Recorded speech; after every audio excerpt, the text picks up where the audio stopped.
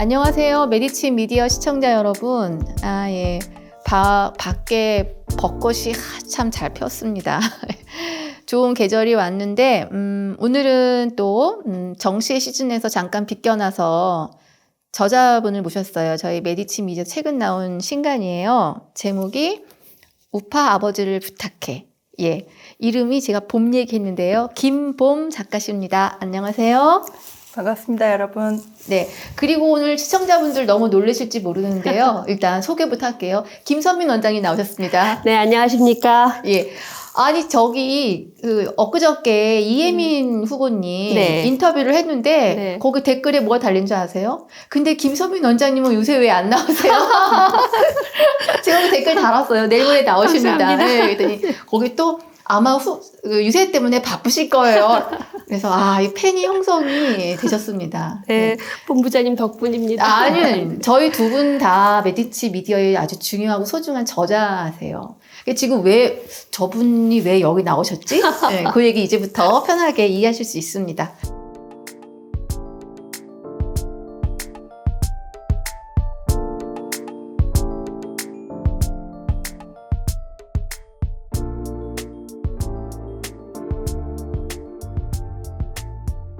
자, 저는 사실 솔직히 말씀드릴게요. 이 우파 아버지를 부탁해 전작 제목이 너무 재밌고 이쁜데 좌파 고양이를 부탁해? 저는 그 책 안 읽었어요. 근데 이거 책 쓰신 작가님이 이제 이 책을 쓰신 거예요. 그래서 뭔가 부탁해 시리즈인가? 하나는 근데 왜 고양이 대신에 다음에 아버지가 나왔는지 연장 느낌이기도 하고 잠깐 설명을 해주시죠. 책이 어떤 책인지. 네, 그 좌파 고양이를 부탁해라는 책 이야기를 먼저 해야 될 것 같은데요. 네, 네. 제가 프랑스에 친구들이 있어서 만나러 가야 되는데, 네. 친구들한테 가기 위해서는 저희 고양이들을 엄마한테 부탁을 해야 됐었어요. 고양이들이라 하면 고양이가 두 마리 두 마리, 있었거든요. 네. 그리고 저는 부모님 집에서 같이 살고 있었는데 옥상에 살고 있었고, 그래서 이제 부탁하는 얘기를 하기 위해서 엄마랑 대화를 시작했는데 엄마가 이제 정치적인 얘기가 나오니까 빡 터지셔가지고 네. 저한테 좌파라면서 빨갱이라고 막 공격을 하기 시작하신 거죠. 네, 네. 그러더니 이제 저희 고양이들까지 싸잡아가지고 좌파 고양이들은 안 봐주시겠다. 그래서 제가 그 얘기가 너무 재밌는 거예요. 네, 그래서 이제 재밌네요. 페이스북에 어머니, 올렸어요. 저희 엄마의 워딩을 그대로 이렇게 살려서. 네. 그랬더니 너무 많은 사람들이 반응을 해주신 거예요. 어머님 너무 재밌다. 네. 그래서 나중에는 이걸 책으로 내보자 이런 제안도 들어오고 그래서 이제 책까지 내게 됐는데 네. 거기서 저는 이제 엄마가 우파 저희 어머님이 진짜 극단적이진 않지만 그러니까 보수주의자고 우파신데 그런 사람들의 워딩이 사실은 아무것도 아니다 우리 관계에는 네. 그런 얘기를 하고 싶어서 썼는데 이번에도 저희 아버지 역시 우파시고 보수지만 아버지를 간병하고 돌보고 사랑하는 일에는 아무 문제가 되지 않는다. 오히려 전면에 내세워서 이 자체를 뒤집고 싶어서 이런 제목을 쓰게 됐습니다. 그리고 결국은 저는 부탁하는 마음이 더 중요하거든요. 부탁하는 마음에 대해서 쓰고 싶어서 이번 책을 내게 됐습니다. 그러니까요. 그러니까 사실 이거 아프신 현찮으신 부모님, 아버님 간병하는 이야기인데 저는 사실 우파 아버지를 부탁해라는 이 말이 정말 이 자체만으로도 약간 마음이 약간 움직여요. 그쵸? 나한테 하는 부탁인지, 세상을 향한 부탁인지, 정말 누군가에게 기도를 하고 싶은 마음인 거잖아요. 뭘 어떻게 할 수 없는? 자, 찬찬히 풀어보기로 하고, 이제 김선민 원장님이, 김선민 작가님이라고 불러야 되는지, 후보님이라고 불러야 되는지, 위원장님이라고 불러야 되는지, 왜 나오셨어요? 무슨 관계신 거예요, 도대체? 제가, 네. 이 책의 추천사를 부탁을 처음 받았을 때요. 네. 정말, 영광이면서, 제가 추천사를 쓸 자격이 있을까 하는 생각을 했어요. 너무나 유명한 작가시고. 그래서 이걸 받아들여야 되나? 혹시 제가 누가 되지는 않나? 이런 고민을 했어요. 근데 그 초고를 받아서 PDF로 읽으면서, 이건 내가 꼭 써야겠다. 그런 생각이 들었어요. 그때 태백병원 원장 있었을 때죠. 네, 예. 그러니까 지금 오늘 이 시점에 우리 관계가 이렇지 않았어요. 이렇게 다이나믹하게 갈 줄 몰랐어요. 네. 그러니까 초보 작가. 네, 초보 연서 작가였고요. 병원의 의사 선생님이 네. 이 책 보시고, 이거 편집자의 눈이 밝은 거죠? 네, 그래서 배땡땡. 편집자가 배땡땡 배땡땡 실장님께서. 실장님이 저한테 이거를 좀 추천사를 써달라고 그래서 아니 제가 쓰는 게 뭐 도움이 될까요? 이렇게 생각을 했었죠. 네. 유명한 사람도 아니고. 네. 아니요. 근데 적임자를- 쓰면서 써야겠다가 아니라 쓰고 싶다. 그리고 너무나 많이 눈물을 흘렸어요. 이 책을. 그 독자분들 책 보시면 여기 추천사 앞에 있는데 거기서 제가 한 줄만 보통 추천사 하면은 책 많이 팔려라 작가 앞날에 뭐 영광을 이러는데 감사하다고 쓰셨어요. 네. 그래서 저는 또 이 또 다른 마음이다. 뭘까요? 사실은 감사하다는 말 그 감정보다 더 먼저 들은 거는 참 미안하다는 말을 생각이었어요. 뭐냐면 제가 의료정책 분야에서 30년 일을 했고 예. 그 이제 병원 그리고 이런 의료 분야에서 뭔가 보장성도 높이고 질도 높이겠다고 이렇게 열심히 해왔는데 지금도 이 많은 국민들이 이런 고통을 받고 있는데 내가 정말 보탠 게 없구나 하는 미안함이 먼저 앞섰고 또 감사하다는 거는 네. 두 가지 측면에서 감사했는데 일반 그냥 한 명의 딸로서 제가 표현하지 못하는 어떤 여러 가지 복잡한 감정을 너무나 생생하게 표현을 해주셔서 내가 가지는 이런 안 좋은 감정이 나만의 것이 아니었네 하는 그런 걸 표현해 주셔서 굉장히 안도감을 느낀 거. 두 번째가 가장 중요한 건데 이 전문가들이 이런 게 바뀌어야 됩니다 하고 이론적으로는 굉장히 많이 설명을 하는데 네. 그게 일반 국민들에게 와닿지가 않거든요. 예를 들면 간병비 급여화해야 됩니다. 뭐 공공 요양원 만들어야 합니다. 이렇게 말하면 아무것도 이해가 안 되죠. 그다음에 환자 중심의 의료가 돼야 됩니다. 근데 그런 단어 하나도 안 쓰시고 어쩜 그걸 그렇게 생생하게 표현해 주셨는지 그런 면에서는 전문가로서 너무 감사했죠. 그러니까 지금 저는 또 이제 오늘 진행을 위해서 독자의 한 명으로 책을 읽었는데 저의 상황은 또 공교롭게 날짜도 2월 29일 회사에 네. 중요한 행사가 있고 제가 진행과 사회까지 봐야 되는 아주 유료 행사였어요. 그날 엄마가 뇌경색 증상을 보이셔서 아침에 이제 응급실에 가셨던. 그러니까 드디어 나한테도 올 것이 왔구나. 아니, 결과적으로는 엄마 잘 열 이틀에 입원하시고 퇴원하셨어요. 그것도 이제 의사 파업이 길어져서 간호사들 병동 합치기 바로 직전에.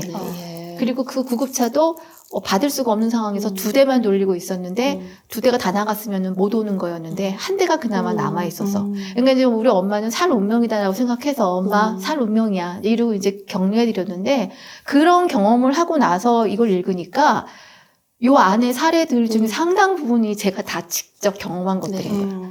그래서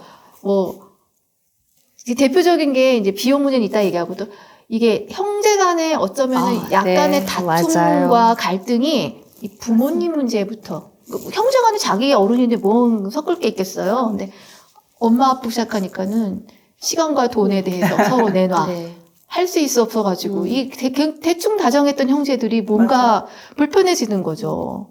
너무 리얼하게 이게 있어서 저도 정말 내 얘기야. 곧 내 얘기가 될 거야. 막 이러고 읽었어요. 제가 그 좌파 고양이를 부탁해 냈을 때 어떤 독자분께서 저한테 형제들의 얘기도 한번 써주시면 어떻겠냐 이렇게 제안을 주셨었거든요. 네. 그런데 제가 형제들이랑 또 이제 뭐 부모가 오케이 해주는 거랑 형제들이 또 책을 내서 세상에 사람들한테 우리의 일화를 공유하는 것도 다른 문제니까 그래서 되게 조심스러웠어요. 이번에 쓴 것도 사실 가족마다 어떤 가족마다 그렇죠. 다 일들이 있죠. 그리고 저는 쓰기 전까지만 해도 제 감정이 여기 이렇게 꽉 채워져 있어서 뭐 화도 좀 났었고 억울하기도 했었고 좀 서운하기도 했었고 뭐 그런 이야기들도 책에도 썼는데 책을 내고 나니까 조금 해소가 된 것 같아요. 이걸 또 이렇게 표현하고 나니 그리고 그 어떤 위치에 있으면 상황이라는 게 또 있고 그 사람만이 할 수 있는 대체 불가능한 어떤 역할이 있다고 생각하거든요. 저는 제가 돌봐야 될 자식이 없지만 저희 나머지 형제들은 자기밖에 돌볼 수 없는 또 자녀들이 있고 그러니까 그 시간을 저랑 똑같이 분배하는 건 오히려 또 불공평해지는 것 같더라고요. 그래서 책을 다 쓰고 나서 그런 이해들이 저한테 좀 생겼어요. 그래서 좀 복합적으로, 중층적으로 어떤 서로의 관계들을 더 생각하게 된 것 같아요.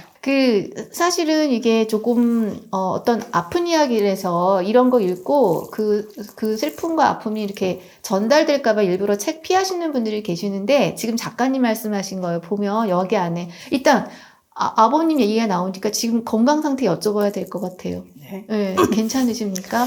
여기 이 문장 너무 아팠어요. 확실한 죽음만 남겨두고 있으세요. 라는 문장에.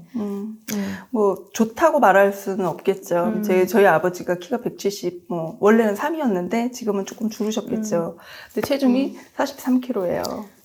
그러니까 제가 뭐 제 몸을 생각하면 제가 밥이 안 넘어갈 때도 있어요. 근데 그래도 이제 얼마 전에 책이 나와서 아버지한테 이제 책을 들고 만나러 갔죠. 근데 아버지가 제가 글 쓰는 걸 너무 좋아하시거든요. 근데 아무 말 없이 기운이 없으시니까 가만히 이제 책을 들여다보고 계시는데 정신은 전보다 조금 또렷해지신 것 같아요. 저도 바로 알아보시고 또 저희 엄마 손여사 뭐 이렇게 계속 쳐다보시면서 그 5만 가지 감정이 섞인 그 표정들로 이 사랑과 뭐 어떤 그 미움과 뭐 이런 가득한 시선으로 계속 엄마를 보시더라고요. 그리고 저희 남편은 새로 저장된 기억이잖아요. 네, 제가 네. 결혼을 얼마 전에 했는데 남편을 계속 이제 각인시키려고 이제 치매가 시작됐기 때문에 새로운 기억이 이렇게 저장되기가 어려워요. 근데 저희 남편 보고도 이제 사위, 우리 셋째 사위, 뭐 이 정도 기억해 주시더라고요.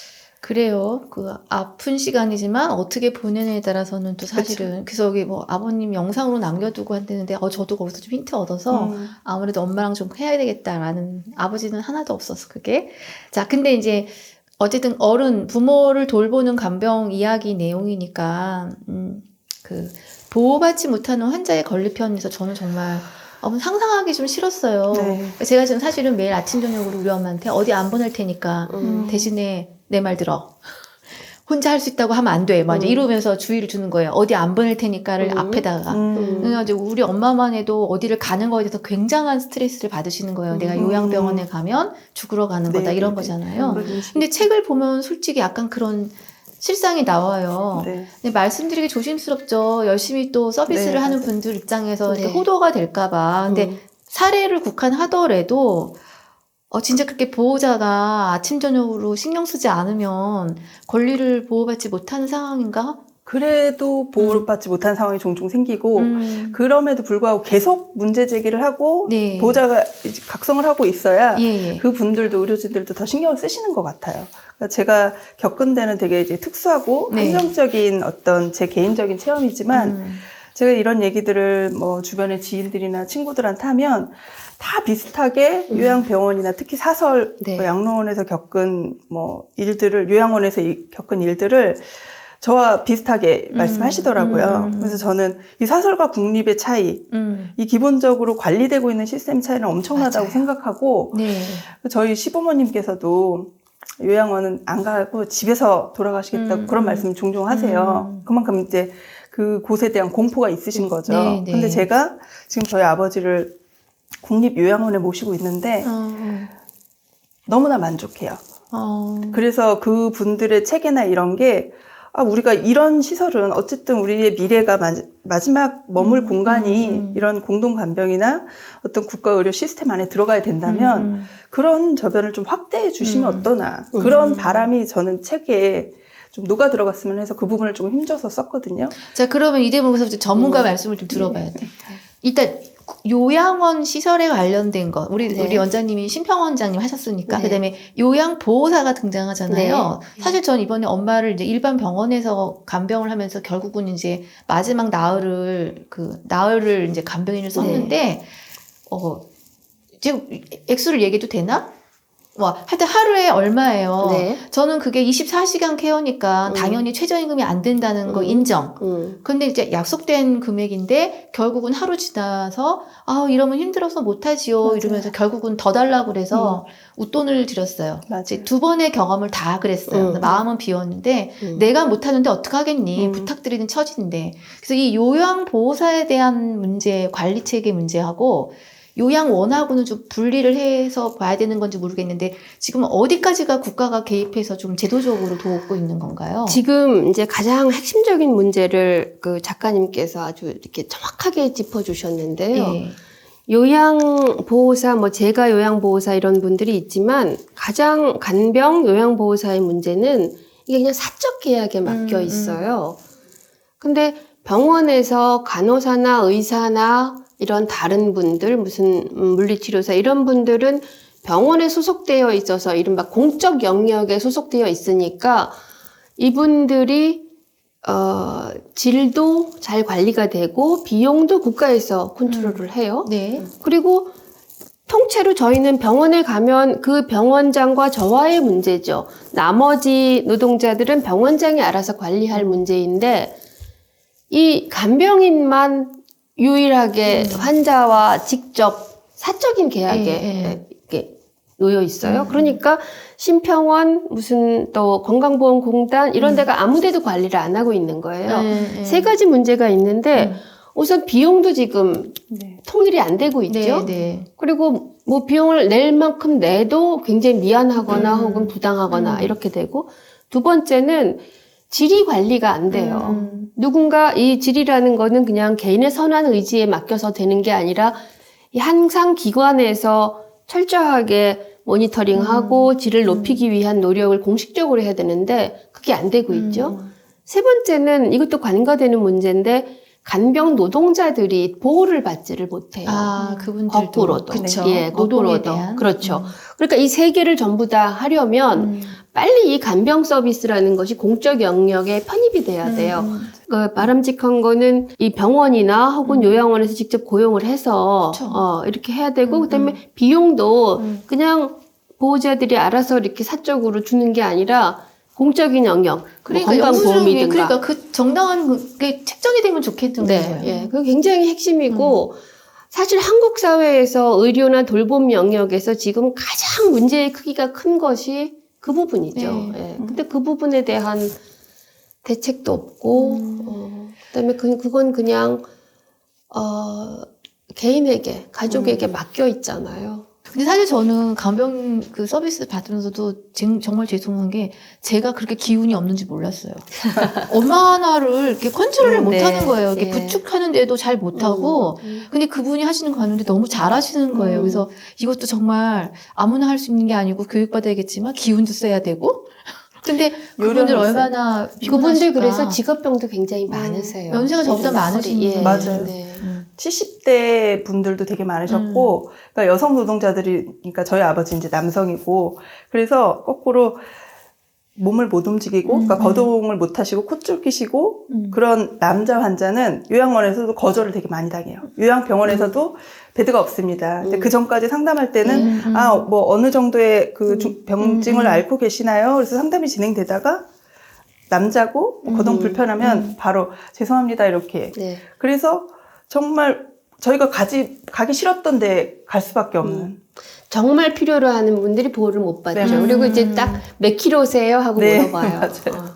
몸무게 어떻게 하세요? 그 몸이 크신 분들도 또 네. 거절 대상. 네. 네. 아, 진짜 우리 근데 지금은 요양보호사 부분이 뭔가 제도적 틀로 들어야 한다는 거 아주 절실하게 네. 공감. 요양원 시설은 심평원이 관리를. 아니, 요양원은 저희가 관리 안 그것도 하고요. 아니에요? 그래서 국민건강보험공단에서 아. 관리를 하고 있죠. 예. 근데 그렇게 관리를 해도 아까 사례를 보면 아니, 요양원은 저는, 그러니까 국립요양원에는 만족해요. 너무 만족하고, 저희 아버지가 이제 방광암이랑 전립선암 이제 앓고 계신데, 그게 이제 요도가 깨끗해야 되고 관리가 잘 돼야 되는데, 그 요양병원에 계시는 동안에는 네. 그게 전혀 관리가 안 됐어요. 제가 악취가 너무 나서 아빠 옆에 갈 수가 없을 정도로. 그래서 제가 책에 나온. 네, 부탁을 드렸죠. 내가 코로나 검사 받고 들어가서 씻기고 나오겠다. 그렇게 제가 한 번이라도 하게 해달라고 막 부탁을 했어요. 간절하게. 근데 이제 코로나 시국이고 하니까 외부인들은 들어올 수 없다. 그럼 제발 수건으로라도 닦여달라 막 빌었거든요. 네, 근데 이제 네. 개선되지 않았어요. 근데 요양원은, 이 국립요양원은 일주일에 한 번씩 목욕을 해주시고, 시켜주시고 뭐 자세 위치 욕착이 생기지 않도록 이렇게 뭐 기저귀도 자주 갈아주시고 그러니까 아빠를 만날 때마다 아빠의 상태가 바로 느껴져요. 그런 정도의 관리가 되면 편찮으셔도 괜찮지 않을까 이런 생각을 하게 되는 거죠. 왜 지내시기가. 근데 요양병원은 너무나 끔찍했어요. 네. 진짜로. 아, 이게 몸이 아파도 인지 능력이 있으신 상태에서는 자신의가 인간적인 권리를 뺏기고 있다, 제대로. 정말 그거에 대한 게 엄청나게 좌절감을 느낄 것 같고. 아, 네.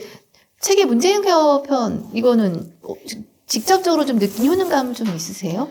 아니요, 제가 느낀 건 사실은 없었어요. 근데 저는 그렇게 생각하거든요. 저는 그냥 일반 국민이고 일개 한 구성원으로 생각한다면 제도가 잘 돌아갈 때는 네. 사실 국민들 그걸 굳이 느낄 필요가 없다고 네. 생각해요. 오히려 예, 예. 안정적으로 되기 때문에 내 삶이 별 문제 없이 가다가 최근에 이제 이번 정부 들어서 뭐 의료 지원이 준다. 비급여 항목이 뭐 어떻게 된다. 그리고 저희 아버지가 뭐 원장님께서도 수혜를 받으셨던 그 산정특례로 네. 많이 혜택을 보고 계세요. 네. 만약에 그 제도의 혜택을 못 받았으면 저희가 지금 3년 반 동안 비용을 계산해 보니까 굉장히 많이 들었어요. 거의 1억에 가깝게 비용을 네, 들었는데 우리는 그냥 여차저차해서 그걸 뭐 할 수 있었는데 산정특례 제도에 수혜를 못 받았으면 저희도 아마 그렇죠. 가정 파탄이 네. 났을 수도 있겠죠. 그러니까 나중에 또 돌려주기도 해요. 그러니까 하루 1년 동안 쓴 비용이 얼마 이상이 되면 이제 환불도 해주니까.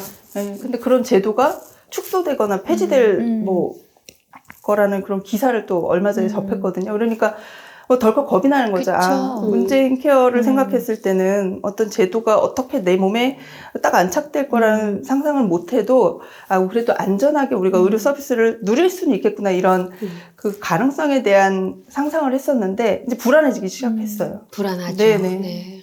저희 엄마는 그 노인성 황반변성 네. 그거 이제 돼서 거의 한쪽 눈이 실명 상태신데 근데 어쨌든 그 상태가 좀 호전되거나 더 나빠지지 않게 하기 위한 주사를 맞으시는데 예, 예. 그게 되게 급여 비싼 체계로 들어온 게 그 문재인 케어. 문재인 네. 되고 의사가 얘기를 하는 거예요. 그래서 과거에는 이게 너무 비싸서 안 아예 됐죠. 맞을 수가 없는데 네. 지금은 이제 그 의료보험 체계로 들어왔기 때문에 맞춰주지만 3번을 맞췄는데도 나아질 기미가 없으면 의사들이 그거는 양심적으로 더 이상 안 준다는 거예요. 그 약 자체가 워낙 비싸서. 그래서 저는 그게 듣고 고맙더라고요. 그래서 엄마한테 설명을 했지. 그러니까 엄마, 나라가 많은 것들을 해결하려고 하니 너무 걱정하지 마세요. 엄마를 위해서는 자식들만 노력하는 게 아니고 엄마는 당연히 그 서비스를 받을 권리가 있는 국민이에요. 이렇게 설명을 해드리면 굉장히 편안해 하세요. 지금 어르신들 보면 쓸모없는 너희들에게 부담만 주는 막 이런 생각을 하고 많이 계시거든요. 하시죠. 네. 저는 그 말이 너무 가슴이 아픈 게 저희 아버지도 그러니까 미안하니까 뭐 그런 말씀 하세요. 근데 그래도 이제 어떤 치료가 끝나고 나서 네. 아빠 뭐 이런 치료가 됐어. 그러면 다행이다. 그러니까 안도하시는 때가 있거든요. 그 원장님 심평원장 네. 계셨을 때 네. 그만두시지가 이제는 이제 1년. 1년 네. 됐는데 네.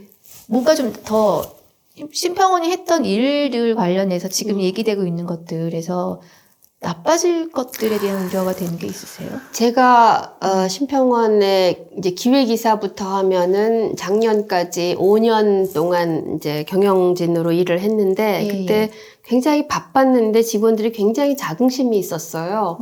그러니까 문재인 케어라고 이제 이름 붙여지는 그러니까 보장성을 강화하기 위해서 계속해서 뭐 약이나 혹은 무슨 검사 이런 것들이 우리 급여라고 얘기하는데 건강보험 혜택을 받아서 일반 국민들이 진료비를 부담할 때 자기 부담, 본인 부담금이 낮아지게 하는 그런 거를 굉장히 많이 열심히 해왔거든요. 그러니까 직원들은 계속 국민으로부터 칭찬받고 이러니까 굉장히 자긍심이 높았어요. 근데 최근에는 내가 하는 일이 무슨 일인지 모르겠다. 이런 이야기를 많이 해요. 제가 그저께 원주로 이제 갔어요. 우리 유세를 하기 위해서. 그런데 거기 직원 한 명이 그때는 몸은 바빴는데 정말 내가 하는 일에 의미를 찾았다. 그런데 지금은 내가 무슨 일을 하고 있는지 모르겠다. 그런 이야기를 많이 해요. 너무 마음이 아프고 또 하나는 이제 저희가 계속 해왔던 일 중에 하나가 적정성 평가라고 예. 범위는 돼 있는데 예. 뭐냐면 의료기관을 이제 이 의료의 질이 어떤지를 계속 평가해서 그거를 국민에게 발표를 해요. 네네. 왜 그러냐면 의료 분야가 대표적으로 환자와 의사들 사이, 의료기관 사이에 정보가 너무 비대칭이니까 국가는 항상 그 정보를 모아서 환자들에게 알려야 돼요. 어느 병원이 더 좋은지를 그냥 네이버 인터넷 찾아보고 할 게 아니라 네. 아주 객관적인 정보에 근거해서 이 병원은 이런 거를 잘합니다. 그리고 모두 다들 서울로 지금 몰려오잖아요. 예. 근데 저희 결과에 의하면 지방 국립대들 중에 굉장히 훌륭한 병원들이 많아요. 그러면 서울까지 올 필요 없는데 그런 것들을 측정해서 공개를 해야지 의료 소비자들이 안심하고 의료 이용을 할 거 아니에요? 근데 그게 자꾸 후퇴를 한다는 거예요. 그러니까 그 담당 부서의 직원들은 이거 해야 됩니다라고 버티고 있고 그러니까 그런 점에서 굉장히 직원들이 힘들어하죠. 그러니까 결국 심평원이 일하는 거는 여러 면의 이해 당사자들 사이에서 결국 국민 환자를 위해서 일을 하는데 네네. 그 밸런스를 계속 유지하는 것은 굉장히 중요한 일인데 많이 안타깝죠. 그렇죠. 예. 사실은 의료의 질이 공개가 된다는 건 너무 중요할 것 같아요. 환자의 질은 정보고 그렇죠. 예. 굳이 안 가도 되면 믿고 네. 그냥 자 근데 그럼 이제 말씀 나온 김에 국립병원 얘기 나갔으니까 4월 1일 날 하필이면 만우절인데 51분을 진짜 저는 앞뒤로 대통령 담화가 그런 걸 본 적이 없어서 기자하면서 어쨌든 원장님 네. 얻어졌어요. 원장님으로 얘기해 주세요. 저쪽 당 후보 말고 네. 의사의 한 명으로서. 저는 계속 여러 사람들한테 물어봤어요. 내가 잘못 들은 거냐? 혹시 내가 제대로 듣지 못한 어떤 메시지가 있었냐? 그리고 이제 그 발표문을 계속 받아서 읽었어요. 근데 너무 길어서 읽기가 힘들었지만 그래도 혹시 하고 읽었는데 그리고 여러 사람한테 확인했는데 아무 메시지가 없었다. 두 번째, 이거를 그때 왜 발표를 했냐? 나 좀 설명해 달라. 아무리 생각해도 이 시점에 이걸 왜 발표했지? 그때 설명을 제대로 해주는 사람이 아무도 없어요. 그리고 들리는 설에는 주변에서 많이 말렸다는 것 같아요. 그리고 발표를 하려면 어떤 메시지가 들어가야 된다라고 말렸다고 하는데 전혀 안 들으신 것 같고 그 다음에 이제 내용을 보시면 국민들이 안중에 없는 것 같아요. 그러니까 지금 당장 의대 정원을 어떻게 하라는 문제가 아니라 지금 국민들이 되게 힘들잖아요. 네네. 병원에 못 가고. 그럼 국민들을 위한 대책이 있어야죠. 그리고 비전이 뭐니까 어떻게 하자 이런 게 있는데 그런 게 아무것도 없다는 것.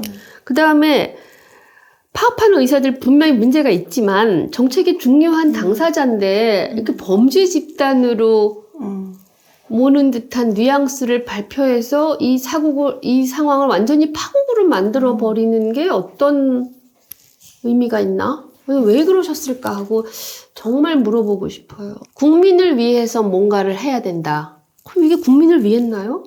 그다음에 두 번째, 그것도 아니라면 선거를 위해서 도움이 되어야 될 것 같은데 선거를 위해서 도움이 됐나요?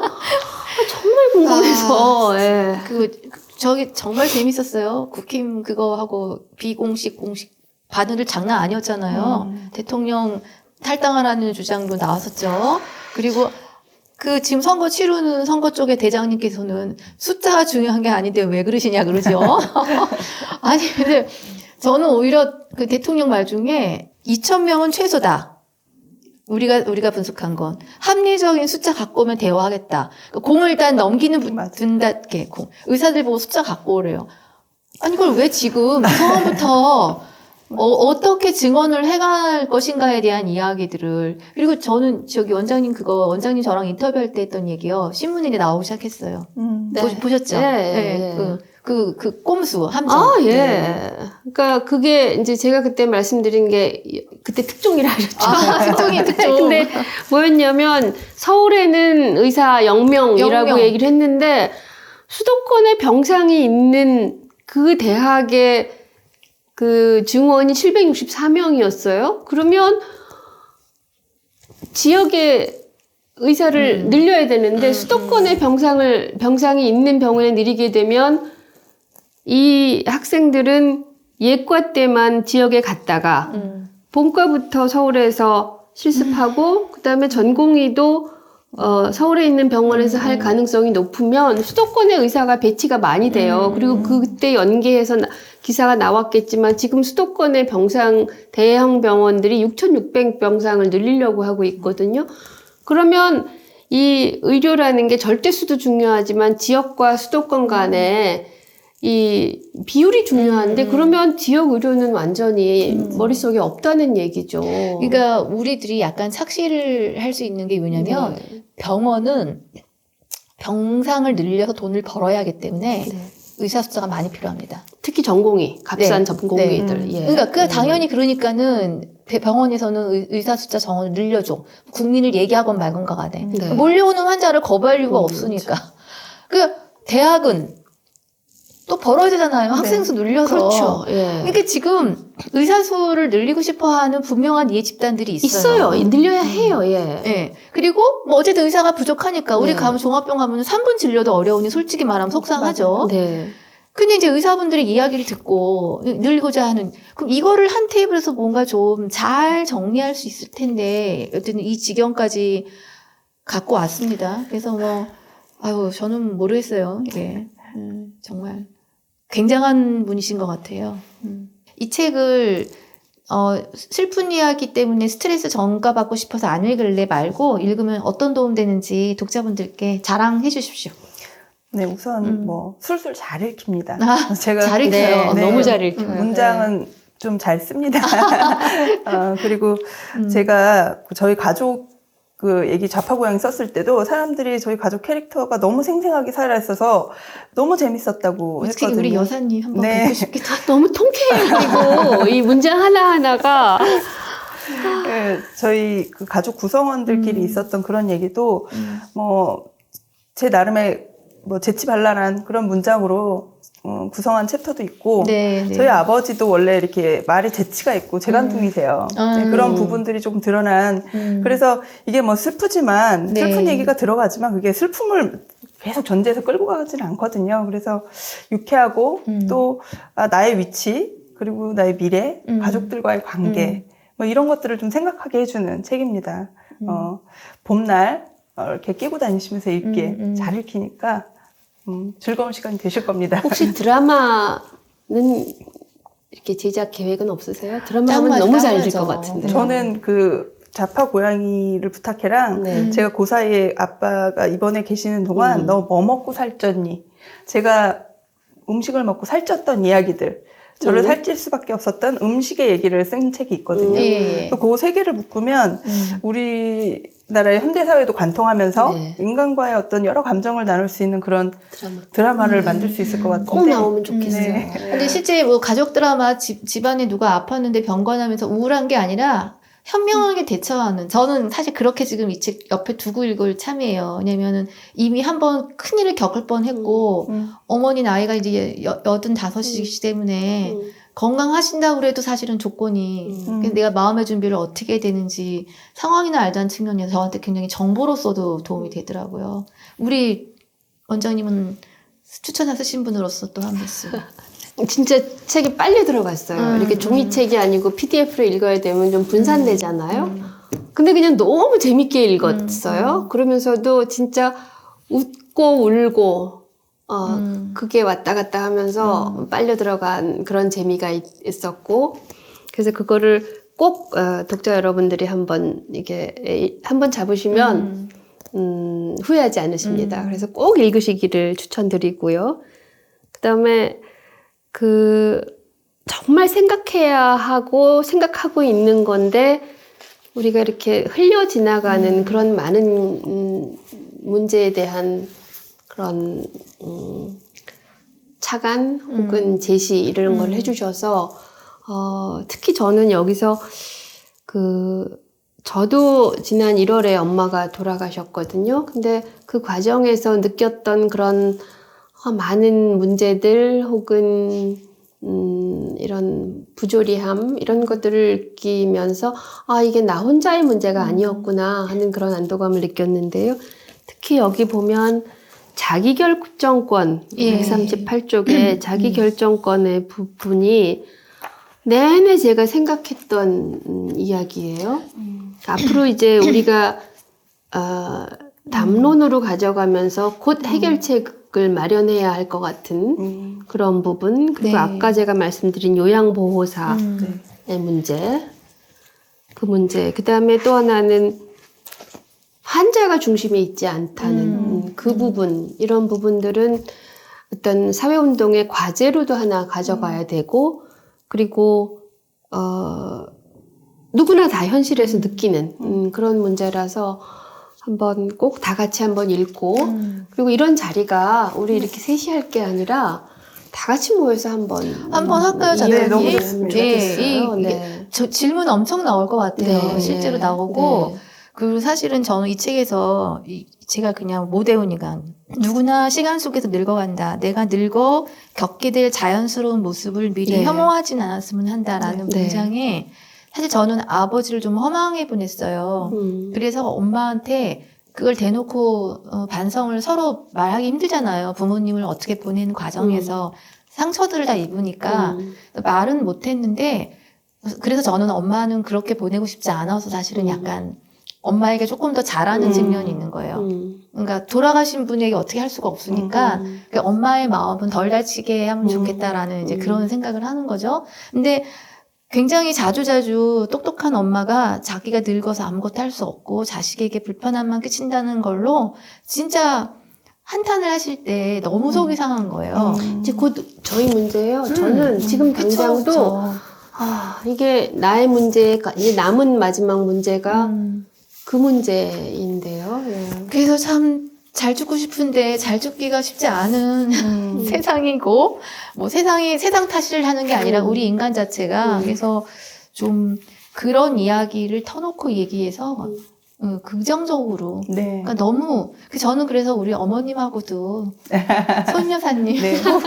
분명히 이유가 있으실 거고, 그럼요. 그리고 얼마나 또 힘드시겠어요. 너무 네. 사랑스러운 캐릭터예요. 근데 손 여사님. 저희 그 남편의 아름다움이라는 챕터에 예, 예. 손여사가 이제 간병하는 걸 이제 포기하게 된 그 상황이 나오는데 저 이제 그 리뷰를 저한테 이렇게 계속 보내주세요, 독자분들이 개인적으로. 근데 그 부분에서 자기가 그동안 가졌던 생각을 확 뒤집었다고, 엄마가 아빠를 돌보는 걸 너무 당연하게 생각하고 맞아요. 강요하던 시선이었는데, 네. 저 때문에 다른 생각을 좀 하게 됐다는 그런 말씀도 해주셨어요. 하나, 네. 정말 작가님이 부러운 거가 하나 있는데, 이거는 본부장님께도 꼭 말씀드리고 싶어요. 영상을 많이 촬영해 놓으시는 게 좋을 것 같아요. 그러니까. 저 엄마 돌아가신 다음에 이제 많이 울었는데, 가장 울었던 게 내 동생이 엄마 목소리 듣고 싶어 그러는데 얼마나 울었는지 몰라요. 나중에 후회해요. 근데 생각보다 사진은 많은데 맞아요. 영상은 애들을 많이 찍는데 부모님 맞아, 영상 맞아. 잘 안 찍게 맞아, 되더라고요. 근데 맞아. 그래서 한번 찾아보자 그랬는데 엄마 목소리가 없더라고요. 어. 그래서 엄마 목소리 많이. 알겠습니다. 부모님 손잡고 오시는 북콘을 한번 기획해보세요.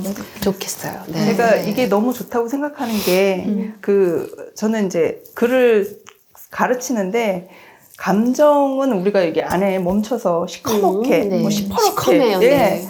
고여있거든요. 근데 그걸 자꾸 언어화하고 표현해낼 수 있어야 되는데, 그런 시간을 가지면 좋을 것 발화. 같아요. 네. 뭉클하죠. 눈물이 나요. 눈물이 어머니 참.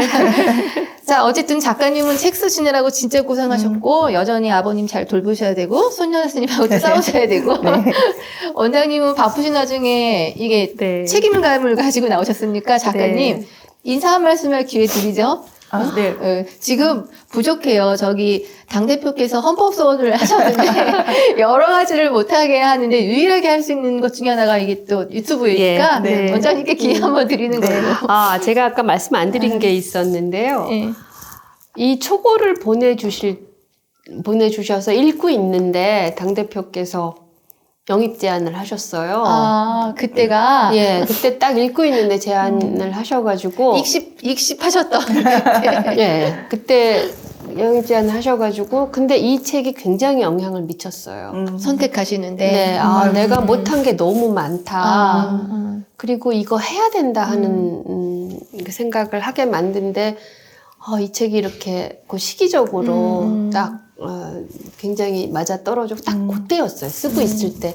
그래서 제가 나중에 네, 여쭤봤잖아요. 이거 네. 막판에 언제까지 고칠 수 있느냐. 그 태백병원을 사직을 해야 되는데 전 태백병원으로 가야 될 것 같아서 촉을 보내놓고 나중에 여쭤봤었죠. 그래서 작가님 되게 놀라셨다고 네. 들었습니다. 저는 그래서 네. 말씀을 저한테 주셨을 때 또 걱정이 되는 게, 네.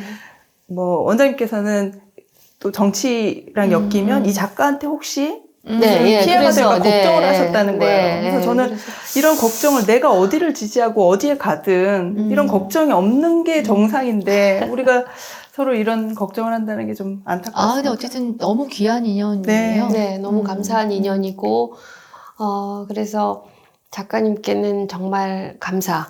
그리고 더 앞서서는 더 일찍 고치지 못해서 죄송하다는 말씀. 그게 뭐 작가님께만 드리는 게 아니라, 우리 엄마 아버지한테도 그렇고, 그리고 우리 같은 시대를 살고 있는 일반 국민에게도 그렇고요. 또 제가 살아갈 미래이기도 하고, 그래서 그런 점에서 작가님이 쓰신 그 문제의식을 저희가 사회권의 문제로 받아 안겠습니다. 저희 이제 4월 5일부터 있을 사전투표에서 저희 비례는 조국혁신당 9번입니다. 9라는 숫자가 주어진 것도 저는 굉장히 감사한 인연이라고 생각합니다. 이 우파 아버지를 구하는 투표가 되기를 희망합니다. 감사합니다. 우파 아버지도 구하고 소년사님도 구해야 되기 때문에 투표 잘하셔야 되고. 그래서 제가 가이드 드렸어요. 우리 시청자분들께 원내 교섭단체 단독으로 만들게 하자. 네. 알겠습니다. 자, 우파 아버지, 뭐 좌파 아버지도 부탁해야 되고 우리 부모님들을 정말 부탁해야 돼요. 가끔 저는 하늘에다가 부탁할 때도 있어요. 네. 맞아요. 예, 독자 여러분 많이 사랑해 주시고요. 이 안에 남들에게 다 터놓지 못하는 고민을 해결할 수 있는 또 약간의 솔루션도 있으니까 참고하시고, 진짜 복잡한 거 좀 정리되면 엄마, 아빠 거동 가능하시면 손 꼭 붙잡고 오실 수 있는 북콘을 한번 기획해 보는 걸로. 그리고 너무 이걸로 좋습니다. 정책 토론회도 많이 해야 될 것 같아요. 아유, 네. 진짜. 원장님도 시간 맞으시면. 아니, 시간을 내야죠. 아우, 네. 세상에나. 네. 이거는 정말 중요한 사회적인 아젠다고 해결의 단초도 여기 많이 있어서.